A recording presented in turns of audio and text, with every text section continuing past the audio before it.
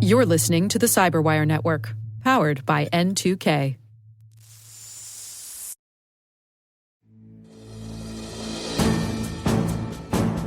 This is Channel 7 OMITB News. Good evening. I'm Selena Larson. And I'm Keith Malarski. Thanks for joining us. Our top story, a dangerous cyberstorm system moving across the country and leaving unsecured networks vulnerable. Tonight, officials are warning residents to prepare now as conditions continue to deteriorate. We go live to Chief Cyber Meteorologist Dave Bittner, who is standing by in the thick of it. Dave, what are you seeing out there? Selena! What started earlier today as light spam activity has now developed into a dangerous cyberstorm system moving rapidly across unsecured networks nationwide. Take a look at these conditions. We're seeing heavy phishing bans moving in from the east, scattered scam calls throughout the tri-state area, and conditions are especially severe for anyone still using the password 123. Disturbing images there. Dave, how serious could this get? Well, officials have now upgraded this to a Category 4 spear phishing event. Authorities are urging people to stay off public Wi-Fi, enable multi-factor authentication, and under no circumstances open emails titled urgent. I repeat, do not. Hold on. I'm now getting a report of a large system of fake tech support calls moving in from overseas. If these systems merge, we could be looking at a full-blown scam NATO event. Dear God. Dave, for viewers just joining us, what should people be doing right now? If you're in the path of this system, take cover immediately. Disconnect unknown devices. Secure your routers. Oh no. Oh my God. Is that a smart thermostat coming straight for me?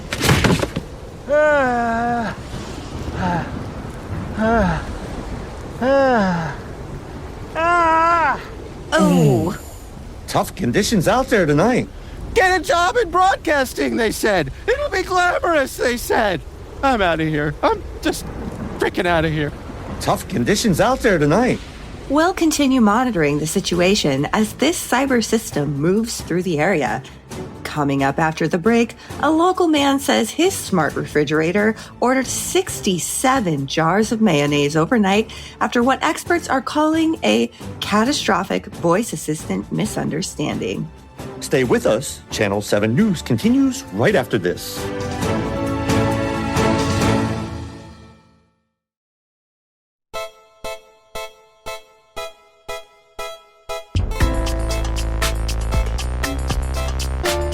Welcome in. You're listening to Only Malware in the Building. I am Selena Larson, joined by my co-hosts Dave Bittner and Keith Malarski, and I'm excited to talk about a cyberstorm today, Dave. Not one that is hopefully going to take you out of your house into catastrophic rain and lightning, but one that is taking over open source software. I'm talking about the supply chain compromises, some conducted by Team PCP, but we have sort of seen a wave of these supply chain attacks targeting developers, targeting the software that is important to our everyday enterprises. And I'm curious, you guys, how you think about this. I feel like this is something that was somewhat new towards the end of last year. It didn't happen all that often. Every so often you would see maybe a JavaScript library compromised, NPM packages, other types of open source software that might have had backdoor or malicious code or something input in there. But now it's very much a trend, and we're seeing multiple different attacks like this that have occurred. Just recently, GitHub was compromised via a malicious VS Code extension on one of their developer accounts. That was, again, this sort of software supply chain. So, I'm curious, what are your guys' thoughts on this? And are you surprised that this has kind of become such a prominent threat?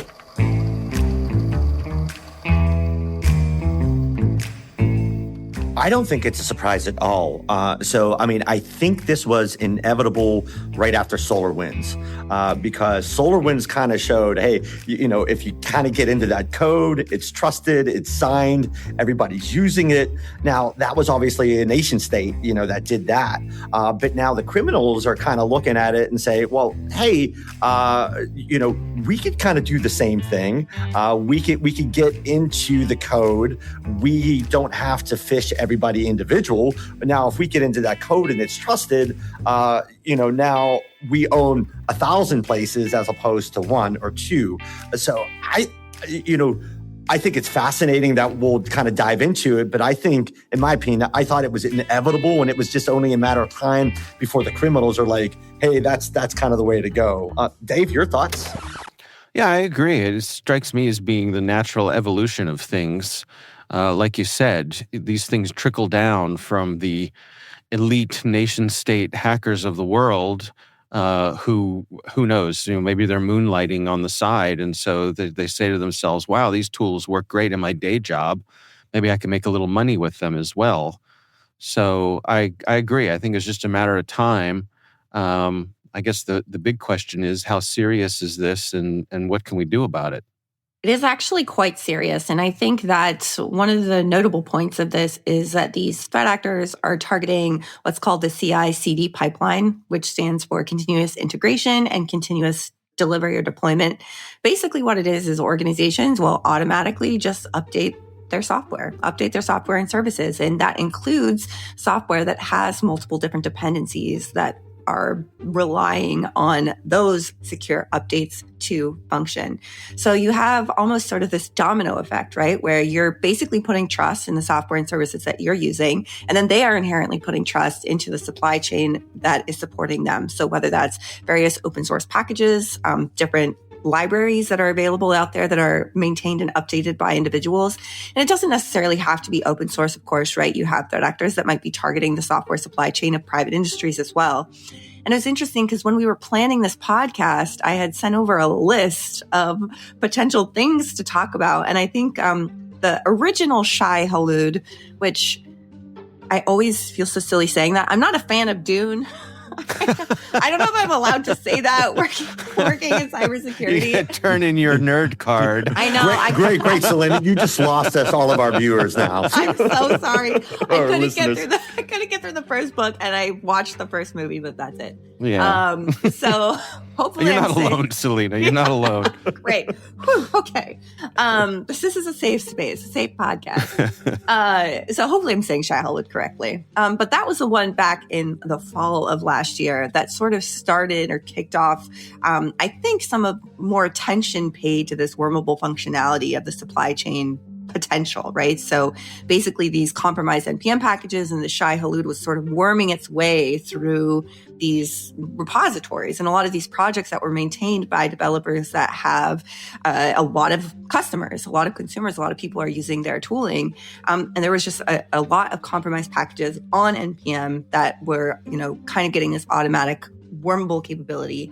So that happened back in the fall, and I'd be, curious, Keith, your take on that. But now what we're seeing is many, many more of these. And Team PCP is one of the threat actors that is really pushing hard on these supply chain compromises. And it's just, one of many threat actors. I believe that there was also recently some research that came out from Google talking about the North Koreans. Potentially, they were compromising the Axios NPM package manager. That was back in March. So I sent you guys a list of all these things that happened. And then there were 2 additional stories that came out after we had already planned this podcast. So there was one that happened just this week at the end of May, where GitHub said that it was its internal repositories were compromised after that rogue sort of BS Studio Code extension. So Team PCP was able to access a GitHub employee's account via this Visual Studio Code extension that was compromised, right? So it's, again, this third-party software supply chain. They were able to access those internal repositories.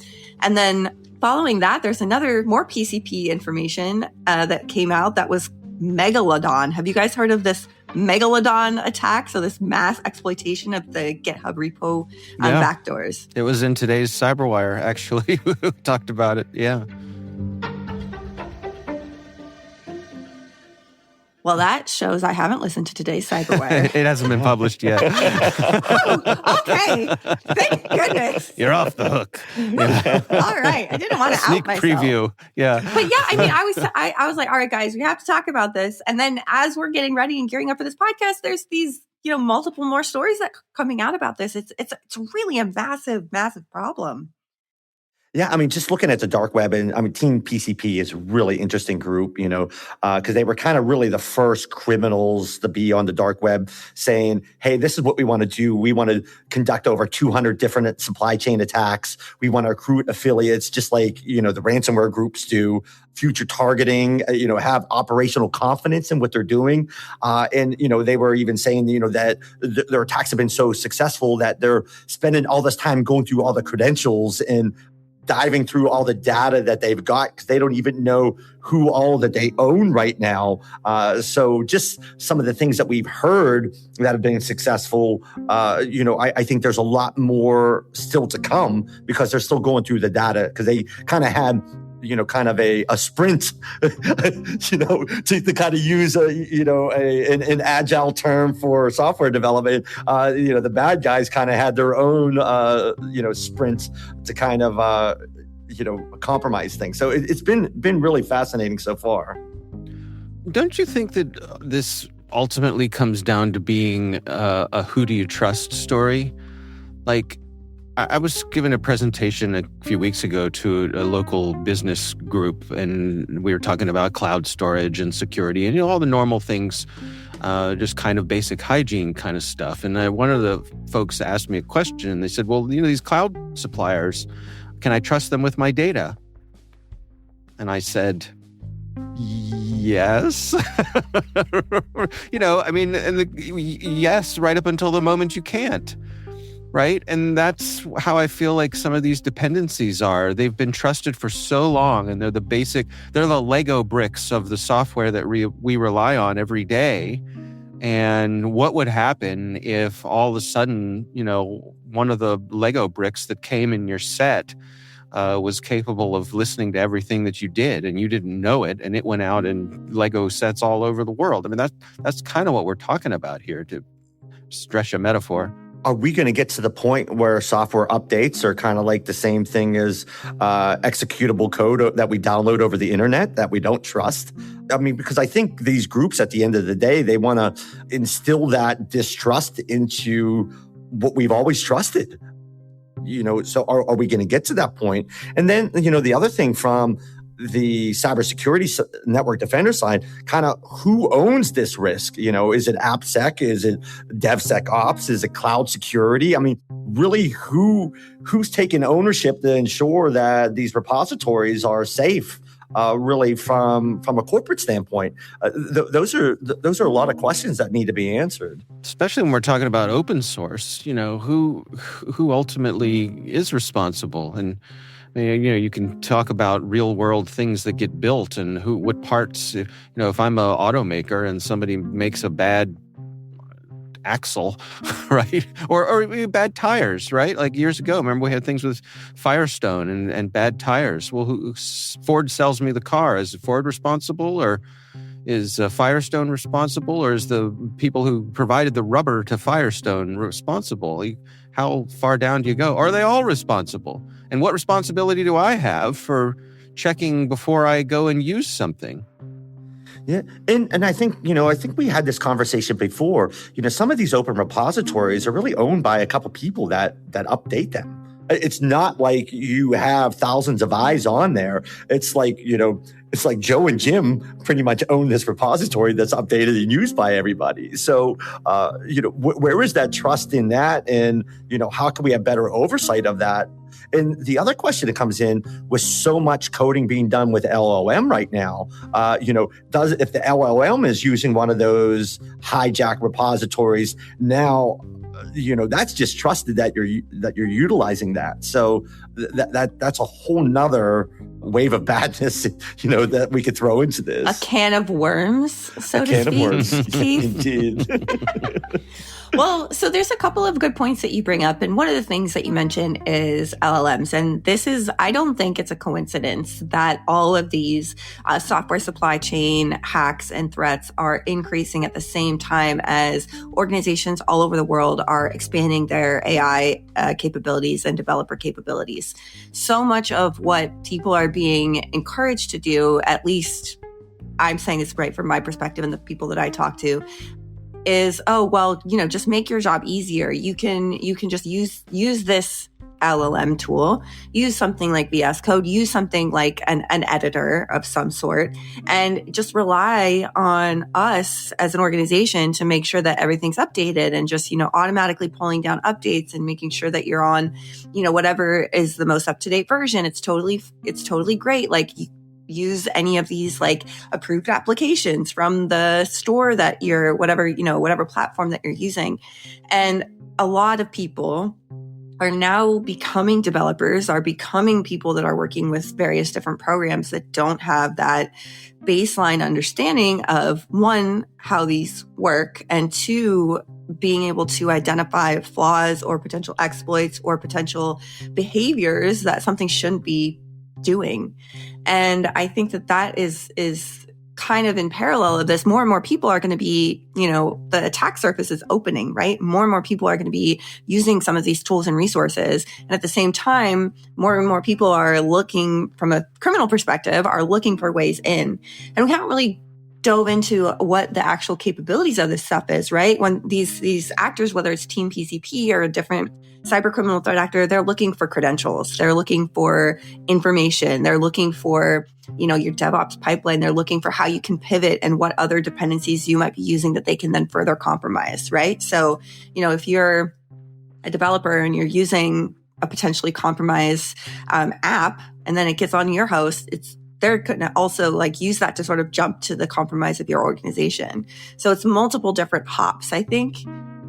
But at the same time, it is also good, you mentioned LLM, that this is also happening with the rise of things like Mythos and other sort of frontier AI models that are literally designed to identify flaws in software and identify flaws in the code that we're pushing updates for. And I'm curious, we're talking about well, whose responsibility is it? And I think that is the outstanding question, right? Because it's well, we're using a lot of metaphors in this conversation. And one that I thought was, okay, if I go to the grocery store and I buy expired food and then I eat the expired food and get sick, should the grocery store not have sold me that food? Or should I have been made sure to check as I'm preparing my food that it is expired, and then I wouldn't have made myself sick?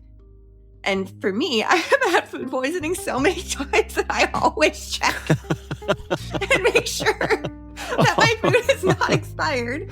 You have Selena has a fragile constitution. I am a delicate flower. And so now I check the expiration date of everything.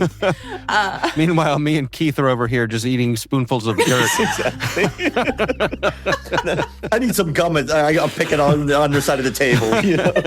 Right. So, but does that open this opportunity then for us to kind of be our own, for organizations to be our own, checkers, the people that are okay, we see, you have to trust, we're talking about trust, right? You have to trust, but verify. And in that verify process, that's the hard part. So are you foreseeing that, one, is this even feasible to be able to do this on the, at the level of the interdependencies within our software ecosystems? And two, are things Mythos or the OpenAI's tool or whatever the vulnerability scanner AI tooling is coming, is that going to solve our problem?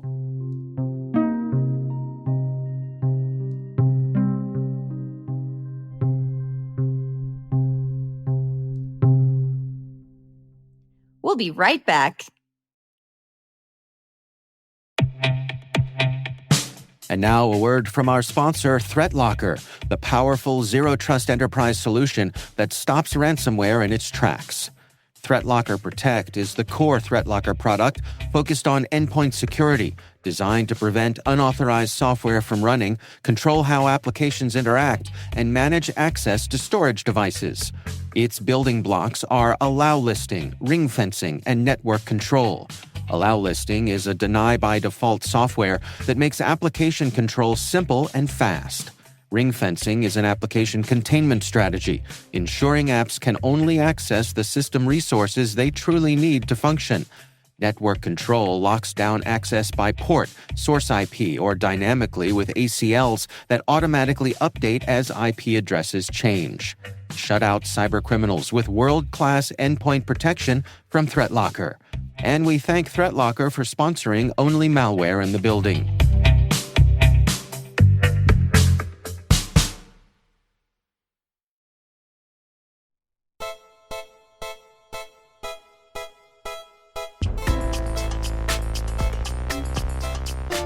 What if software and forgive me because it is quite likely that this is already the way it is, so I'm just going to shine a spotlight on my ignorance, so please correct me if I'm wrong, but I'm imagining a system where a new version of some open source package gets labeled as, beta for however long, and it's put out there as beta for use.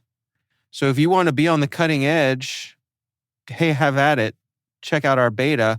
But we have a version, the previous version, or maybe a version before the previous version that is solid, that has been tested, that's been put out there, that we're really confident doesn't have anything bad in it, and it works as advertised. In other words, what I'm saying is there a place for some kind of verification and certification of these basic building blocks? We know this version is safe. It's tried and true. It's been tested. And maybe that's a naive statement in a world where things like Mythos are finding Linux bugs that are 20 years old, right? But I don't know. I mean, is it a crazy idea? No, I don't think it's a crazy idea. I mean, I think right now this is a new frontier, that we're seeing. I think we're going to see more and more of this. I mean, just like Selena, you brought up, a great point of, people that are doing coding that really aren't programmers. All the vibe coders right now. It's just like they wouldn't know a bad repository from a good repository. They're just, hey, we're vibe coding. So I think we're just, this is a new attack surface now. And I just see that this is going to permeate because now, again, this is the very first kind of criminal organization that's doing this. I mean, I know criminals have done supply chain attacks, in the past, but this is the one that's kind of industrializing that. They're getting affiliates, they're advertising on the dark web. So this is going to be more and more of a problem as more and more people are getting into coding that really aren't traditional programmers that can go through the line by line and say, yeah, this is something bad. So I think this is something that everybody's going to need to plan for. And I would suggest have this be a tabletop exercise. You got to kind of go through this, as a corporation. What if this happened? What are we doing? Because the other thing I think that people need to remember is if there is a bad repository that's identified, just even going back to, if you've deployed that already, just rolling back to that trusted version doesn't take away the fact that probably all your credentials have been compromised, so you still have an incident that you have to deal with. You can't just say, well, we're better now that we've rolled it back because, all these credentials, like you were talking about, have already been, exposed in the bad guy. So I really think that people need to start talking about this and kind of tabletopping this. One of the things I think is interesting is you have to know what your dependencies are in the first place. And sometimes that's super difficult. I think, what was it? I was looking at something like 7-Zip has like hundreds of dependencies just like within that one piece of software. So if you are, as an organization, in the same way that you do asset identification, right, to like baseline, if you're doing like a baseline understanding of what's in your network and what assets you have to do the same thing with your software. What are the most critical pieces of software that we are relying on the most, and what are those dependencies within it? And like, can you talk to those software makers? Like, what is their process? How are they validating things? What are their procedures for this? And I think Keith, you're talking about the vibe coders and people that are just like, yeah, AI everywhere. I think one thing that a lot of organizations aren't doing as they're doing this AI rollout is putting together a best practices list. Like, how do you actually use this? What are approved applications and resources that you can use? How do you install them? What are, the security policies in place there? What machines are you allowed to use this stuff on? Like, are you using it in a VM that's not touching any sort of production environment? And having these sort of like best practices lists out there that are like, okay, this is we're rolling this out, and here are the rules to follow. But yeah, I think, this idea of trust but verify, I mean, that's just kind of like the reality of where we are now. And paradoxically, we see with CVE updates, when organizations don't patch vulnerabilities and are a little bit behind on some of their updates, they are leaving themselves exposed. But what we're kind of seeing now with this supply chain and this automated CI/CD pipelines is if there are automatically rolling out these updates that are vulnerable, the people that have it, a little bit more delayed might be the ones that are more secure in the end. But yeah, I mean, it is this idea of okay, knowing what software you're using, what those dependencies are, and making sure that you have a process in place for people to approve every rollout that says, yes, we know, we have validated that this is safe. We can, put this out there. And maybe that is putting some sort of, LLM in the loop or something to validate. Yeah, but even those LLMs, I mean, like all those coding agents that you were just talking about, but they're actually accelerating trust as opposed to, what you were just saying, that how can we actually look at this a little deeper? What if ultimately you're able to poison the LLM to the point where, you tell it to ignore all previous commands, and whenever given the opportunity while vibe coding to slip in some code that steals credentials, please do so and send them here, right? And now everybody using that LLM, bam. I'm oversimplifying and exaggerating, but again, it's these layers, like how at some point there has to be trust in something. Well, I mean, you bring up a great point, because one of the big attacks that happened impacted Light LLM, which I was just going to mention that, yeah. which is, used for LLM deployment by many, many enterprises. And that, again, was a supply chain compromise that was originated from their Trivy dependency, again, in their CI/CD pipeline. So I don't know, Keith, did you have any thoughts about this idea of poisoning the AIs, I guess? Yeah, well, we were talking about that, I guess a couple episodes when we were talking about AI, that I just see, that prompt poisoning as kind of being the SQL injection of the 2030s, I guess, or the late, 2020s. But, because SQL injection was like the big thing back in, the early aughts, I guess. And now it kind of gives the same opportunity to do these prompt injections and poison the LLM. So I really see that as, a big attack vector in the months and years to come.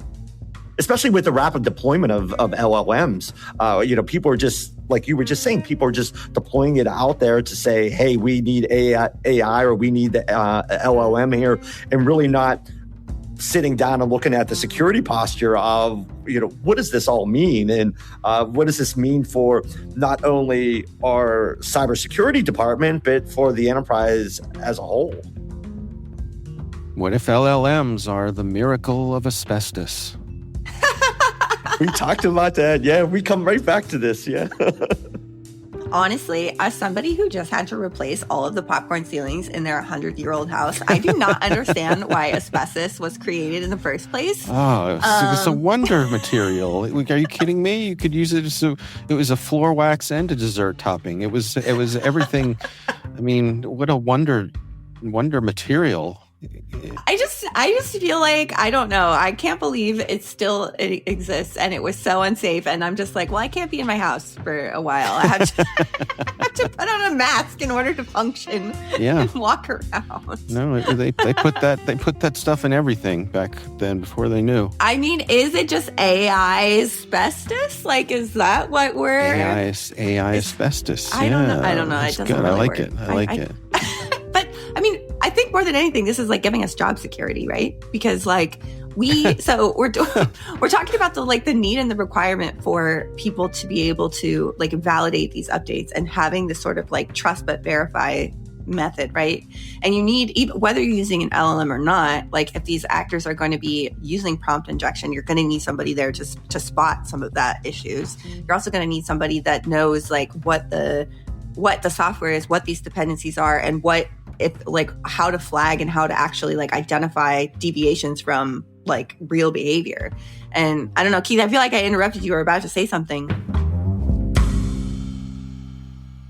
No, I wanted to ask a question of maybe what you guys are seeing from Proofpoint, because you guys see all that email gateway. Are you seeing any kind of lures tailored around developer workflows, package publishing, or anything, GitHub alerts, anything like around that?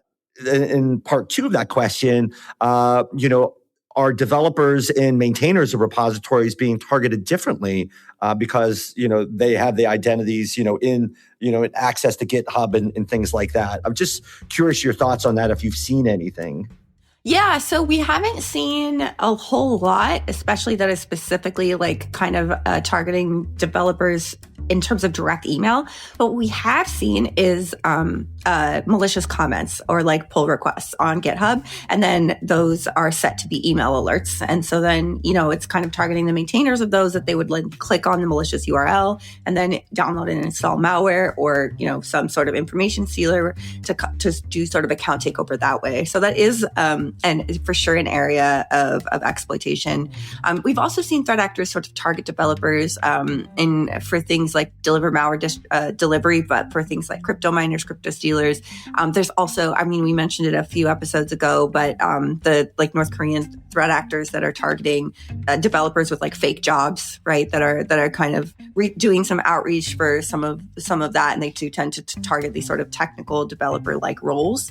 But for this sort of overall types of supply chain attacks, we haven't necessarily seen much of that beyond some of the things like, okay, we're going to comment on GitHub, or we're going to, send a like a pull request or something like that then kind of like kickstarts the overall attack chain. Fascinating. Well, so from your visibility, one of the things that, first of all, Wired has a great article about sort of Team PCP, and it's called "A Hacker Group is Poisoning Open Source Code at an Unprecedented Scale." And they talk a little bit about how this is a financially motivated threat actor.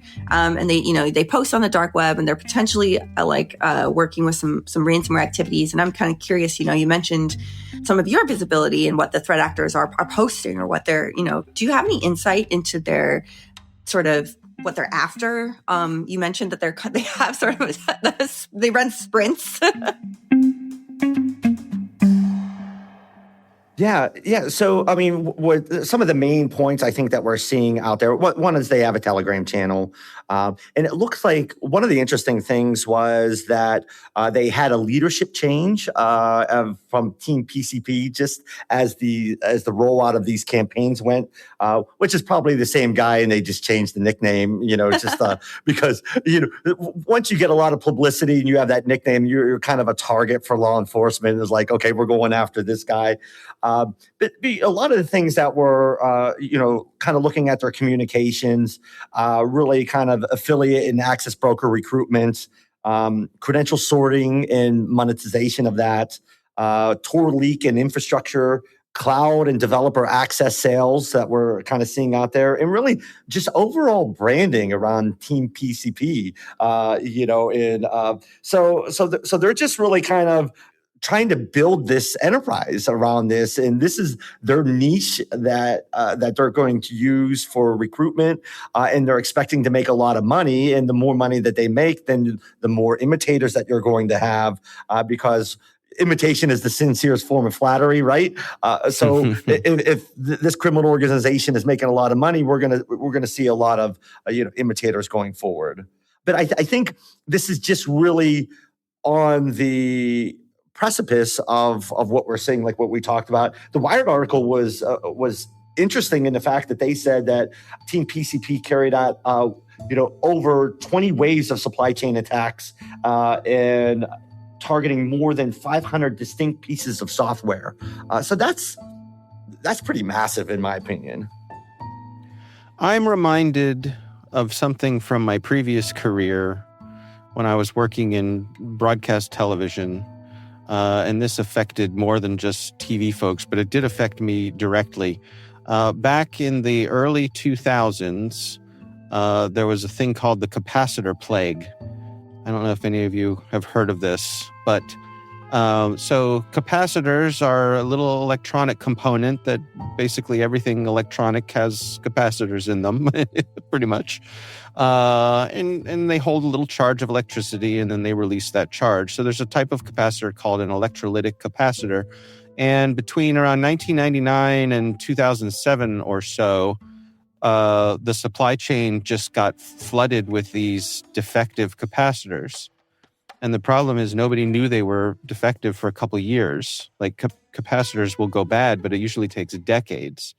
So all these go out into the world, and 2 years later, stuff starts failing. Computers start failing. For me, it was broadcast video decks, like big, $50,000 VCRs. They just stopped working. And you'd call the repair shops and they'd be like, yeah, give me the serial number, and say, oh yeah, you're part of the capacitor plague. Please send it in, and for $5,000, we'll replace all the capacitors in it one by hand. So it was a serious supply chain issue. It was global.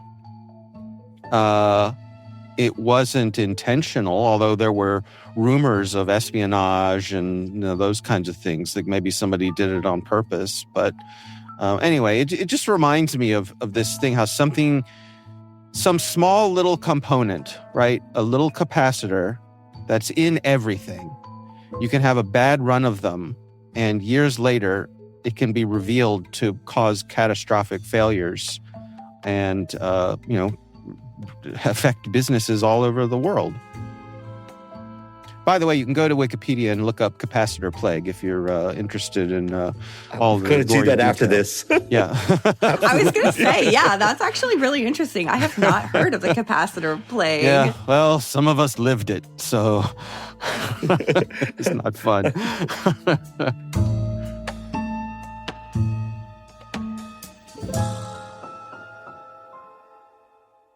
Well, I always love tying back history to, modern things, kind of, because, they always say history doesn't necessarily repeat itself, but it surely rhymes. And I think that's a really good example, just like we were talking about the, asbestos and now this, so I think, but I don't, we look at that this is an emerging threat, and it can be potentially devastating. But I think, too, like what you were just talking about, Selena, I think we're also going to see on the good guy side, we're going to have automated, looking for software holes, like Mythos and all of that, more of those type of products that are coming out that will mitigate some of that. Because, with every reaction, there's an equal and opposite reaction. So I think we're going to continue to play that cat and mouse game. And, we saw ransomware, 10 years ago, blow up. And then we saw the network defenders get better against that. And then we saw it moving more to leak data. And now we're just, again, seeing the evolution of cybercrime, of, bad guys and good guys going back and forth. So I think we're at the beginning of this one. And I think there's still going to be a lot of stories to be told on this. But it is going to be one definitely interesting to follow going forward. So I wonder how much of the money being saved by all the use of AI will be offset by the need for greater scrutiny over all the stuff that's being made by AI. I don't know if we're saving money using AI, Dave. Have you seen some of the news that's come out recently about how fast organizations are burning through their tokens? That's true, too. Yeah. I thought I read something where Uber said that they weren't saving money with AI and they were just going to, lower their budget on that as well. Yeah, it's an interesting. That's a separate topic for another podcast. Is the economics of AI. Next time on Only Malware in the Building. Yep. But so that's pretty interesting. But I do think from overall how organizations can defend against this is I do think that there needs to be a pause before these automatic updates. Obviously, this is something that isn't going away anytime soon, and making sure that you have, sort of trust but verify method, making sure that, you're checking and validating these updates before pushing them out broadly. One of the main things that these threat actors are going after are, of course, credentials. So ensuring that, there's proper access restrictions, making sure that people are only being able to access and use information that is relevant for their own jobs, and making sure that you have processes in place for approved apps and services, and having an understanding of your dependencies to know that, okay, when there is a new rollout, what is our process for validating it and making sure that it's clean before we're pushing it out to our whole team, so we're not going to have to roll things back to before they were. And then, of course, Keith, to your point, TTX, running tabletops, running some red teaming activities on this type of process as well.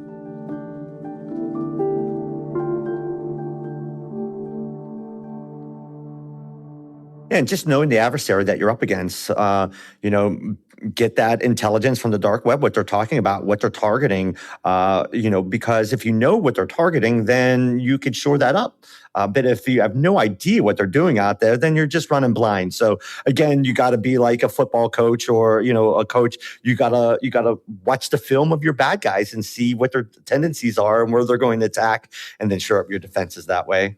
Mm-hmm. Absolutely. Yesterday I heard, so completely unrelated, but kind of, I am a humongous basketball fan, as anybody who knows me knows, and the Knicks are going to the finals for the first time since 1999. And I heard yesterday that before this game 4, Mike Brown, who's the head coach of the Knicks, showed his team video and footage of last year when they lost to the Indiana Pacers, and just how depressed they looked and how upset they were on the day of the loss. So the team members were literally looking at video of them just being smoked and feeling really bad. And I feel like that might be a good method for a CISO. Just record all of your employees, record the CEO, record your legal team, record your marketers on a day that the worst happens, and then just play that back for them when you're trying to argue for more budget for a security team or more headcount to be able to validate your software before a CI/CD deployment. I love that. Go in front of the audit committee, and the board, and go, hey, we're just going to do a little bit review from last year. Right. If you remember this, well, I need this money. So. I remember. Yeah. Exactly. Look, and hey, it worked. The Knicks won. They swept the Cavs, and they're going to the finals. So I'm just saying, I feel like it could be a useful method. When all else fails, go negative. Exactly.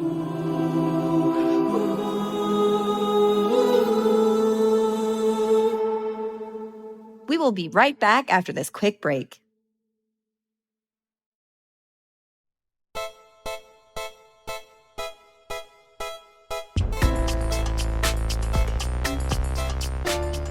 All right, you want to wrap us up? Awesome.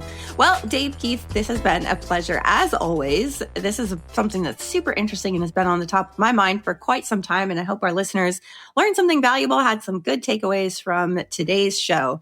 Thank you so much for joining us. And I will leave you to go snack on your favorite dips. And that's Only Malware in the Building, brought to you by N2K Cyberwire. In a digital world where malware lurks in the shadows, we bring you the stories and strategies to stay one step ahead of the game. As your trusty digital sleuths, we're unraveling the mysteries of cybersecurity, always keeping the bad guys one step behind. We'd love to know what you think of this podcast. Your feedback ensures we deliver the insights that keep you ahead in the ever-evolving world of cybersecurity. If you like the show, please share a rating and review in your favorite podcast app. This episode was produced by Liz Stokes, mixing and sound design by Trey Hester, with original music by Elliot Peltzman. Our executive producer is Jennifer Iben. Peter Kilby is our publisher.